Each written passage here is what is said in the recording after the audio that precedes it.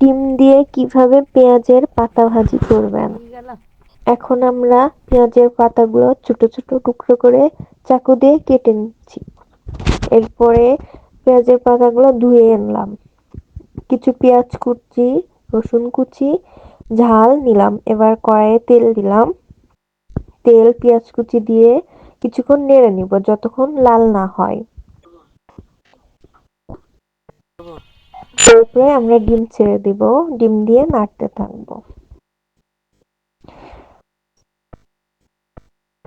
তারপরে স্বাদ মতো লবণ, হলুদ দিয়ে দিব। তারপরে আবার নাড়তে থাকবো।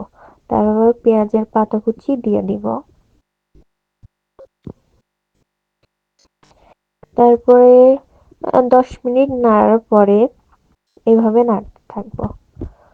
তারপর যখন তেল চুপচুপি হয়ে যাবে তখন আমাদের পেঁয়াজ ভাজি হয়ে যাবে। এখন আমরা সার্ভ করি। দেখুন কত সুন্দর লোভনীয় খাবার।